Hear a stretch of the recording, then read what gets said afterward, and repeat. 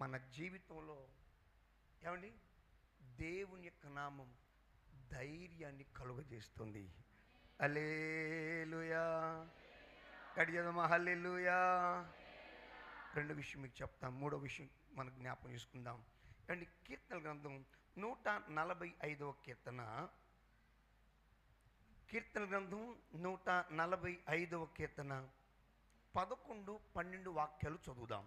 ఆయన రాజ్య మహోన్నత ప్రభావమును, ఆయన రాజ్య మహోన్నత ప్రభావమును, ఆయన బలమును, ఆయన బలమును నరులకు తెలియజేయుటకై నీ భక్తులు నీ రాజ్య ప్రభావమును గూర్చి చెప్పుకొందురు. ఏంటంటమ్మా?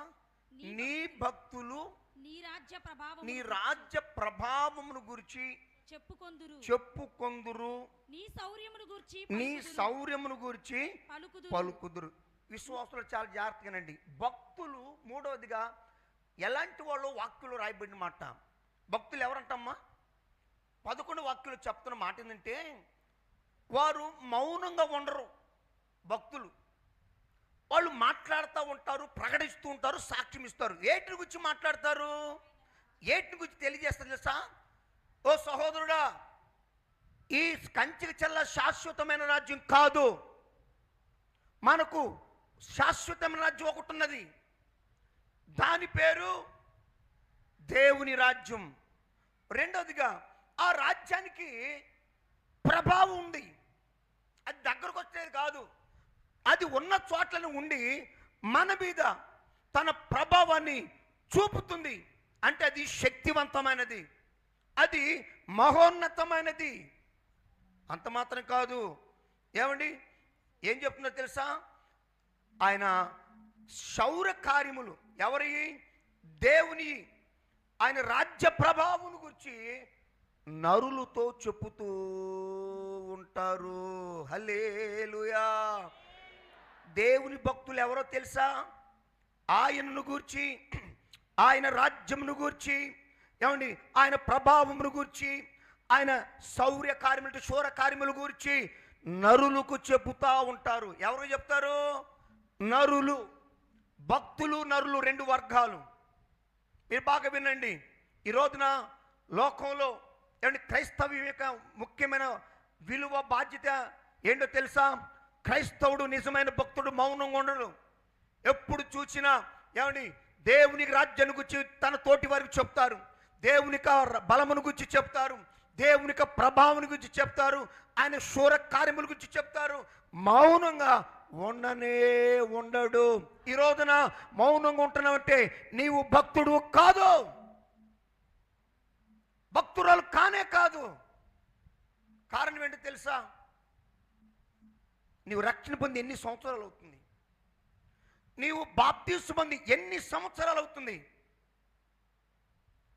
దేవునికి రక్షణ తీసుకొని ఎన్ని దినాలు గడిచాయి? ఏ రోజైనా ఒక భక్తుడిగా జీవించావా? ఒక భక్తురాలుగా, దేవుని యొక్క భక్తి పరురాలుగా నువ్వు జీవించావా? ఎందుకు తెలుసా? భక్తులు, భక్తురాలు నరులతో చెప్తారు, దేవునికి రాజ్యం గురించి మాట్లాడతారు. ఇన్ని సంవత్సరాలు బాప్తిజం, 3 సంవత్సరాలు అంటున్నావు. ఏ రోజున నరులకి దేవుని రాజ్యమును గురించి, దాని యొక్క మహిమ ప్రభావం గురించి నేను నోడితే ఇప్పుడేం చెప్పావా? నరులు అనగా ఎవరో తెలుసా? చీకటి సంబంధులు. నరులు అనగా ఎవరో తెలుసా? అంధకార సంబంధులు, శాశ్వతమైన రాజ్యం గురించి ఆలోచన లేని వాళ్ళు, స్థిరమైన అక్షయమైన రాజ్యం గురించి తెలియని వాళ్ళు, నా ప్రాణమా తిను త్రాగు సుఖించమని ఈ లోకం చూచి తృప్తి పడేవాళ్ళు నరులు. మనోనేత్రములు తెరవబడిన వాళ్ళు, మనోనేత్రములు వెలిగించబడిన వారు. నిజమైన భక్తులు ఏం చేస్తారు తెలుసా? ఆ చీకటి సంబంధులైన నరులకు, ఏమని అంధకార సంబంధుల నరులకు దేవుని గురించి, దేవునికి రాజ్యం గురించి, ఆయన శూర కార్యము గురించి చెప్పి వారి జీవితాన్ని భక్తి మార్గంలోకి దారి చూపుతారు. హల్లెలూయా. ఎంతమంది నడిపించావు ఈ రోజున? ఓ బైబిల్ పట్టుకుని వస్తే సరిపోతుంది అనుకుంటున్నావా? ఓ తెల్ల బట్టలు వేసుకుని వస్తే సరిపోతుంది అనుకుంటున్నావా? వారం వస్తే సరిపోతుంది అనుకుంటున్నావా? వాక్యం చెబుతుంది, నువ్వు మారు మనసు పొందావంటే దానికి తగిన క్రియలు, దానికి తగిన ఫలాలు ఉండాలి. నువ్వు దేవుని వెలుగు పొందుకున్నానంటే వెలుగు ఫలాలు ఉండాలి. లేదు నేను ఆత్మతో నింపబడ్డానన్నావా, ఆత్మ ఫలాలు ఫలించాలి. లేదు దేవుని రక్తంతో నేను కడుగబడ్డాను, నీతిమంతుడుగా మార్చబడ్డాను అంటున్నావా, దేవునికి నీతి ఫలాలు ఫలించాలి.